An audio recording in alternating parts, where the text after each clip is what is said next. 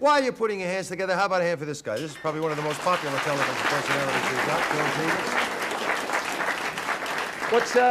What's up? You're telling me you've worked on the phones. You've probably had about 10 minutes sleep, too. I can tell by your eyes. Not a lot. Not a lot? What's happening now? Well, we're about to shoot through, actually, Don. We've just been cleared by the CFA to actually go to Warburton, and I heard Kevin saying that it's one of the areas where a lot of control is still required. I don't know whether somebody's mentioned tonight or not that the CFA categorise the fires in 4 ways. They're either out of control, controlled, contained or extinguished. And at Warburton, they're still at the control stage, which means that they are under control but still burning very fiercely. They've cleared us to go in there and have a look at it. Of course, that situation could change at any minute. Heavy winds, exactly. So we're going in under pretty strict conditions, and we've got to behave ourselves when we get there, needless to say. But I noticed Darren said earlier that the obvious heroes, well, I guess everybody involved is a hero in one way or another, but the guys who've really excelled themselves are the volunteer fire people themselves. Yeah. We'd like to have a look at the fire through the eyes of the firefighters. Have you ever been, let me ask you a question, in all seriousness, have you ever been a volunteer fireman or part of a thing where you had to be a volunteer fireman? Many years ago, Don, working here for Channel 9, I think it was the early 60s and the Dandenongs were ablaze. And in those days, of course, the OB vans that went out were huge things. They were like double-decker buses. You couldn't get a smaller version because of the amount of equipment that had to go up there. And we climbed Mount Dandenong and got there at about, I guess, 2 o'clock in the morning. And at that stage, because television was relatively new and people weren't really used to people arriving with lots of equipment and so forth, and they felt that we were more of a hindrance than a help. Now, whether they were right or not, it was their land, their property, and they were fighting the fire. So we did a couple of reports, and then we did some relatively light work, clearing work and so forth. But I suppose, the closest I got to any danger in distance would have been maybe a quarter of a mile.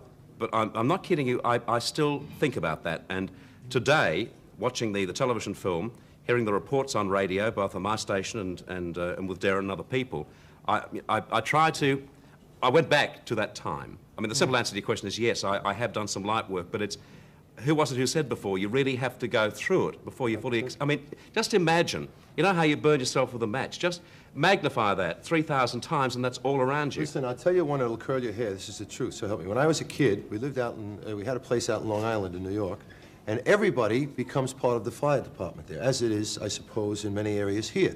When you hear that siren go off, you go out and they give you assignments. And they gave us what they called then, I don't know what they call them here, Indian cans, where you get a huge can of water, which you strap on your back, and you have one of those pump things. We were supposed to be going behind a fire to close it off from being able to come back. And the wind changed.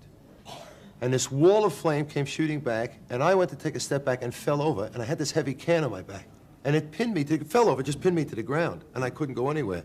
And I swear to you, I was that far away from that thing just sweeping over me. Fortunately, it changed back the other way. I never want to go near it again or know about it. It just frightened me. I guess the unpredictability of the fire is the biggest factor, and that's the indication of that's come home in the last day, is the fact that there have been so many firefighters. Yeah. George, I was just thinking, you know, comparisons are odious, but go back to 1939, Black Friday here in Victoria, and I mean, there wouldn't have been the equipment that we've got today. Just to look back then, how must it have been? I mean, today has just been absolutely tragic, and last night, I mean, as I say, comparisons are odious, but back on Black Friday, with none of the sophisticated equipment we've got, the whole of Melbourne, I'm told, the city of Melbourne, it was just covered by a black pall. In Burke Street, you really couldn't see for 200, 300 yards. Could I just lighten the subject, if I may, Don? The population of Canberra, would you have any idea what I wouldn't have known exactly until I got this card. 230,000 people, right? Put a little bit more than that. No, 230, we're told. They've just closed their appeal, Capital 7, the television station there, remembering population 230. Would you like to read that, George? That's what they've raised. In Canberra, they've raised $416,016. Okay. $2 a person. George, if we're still on the air, any chance you can give us a buzz here? We'll try. If we can get to a phone and we can get through to you and you're still on there, we'll let you know exactly what's going on at Warburton. Great stuff. Thanks for coming in, George. And thanks for your help on the phone.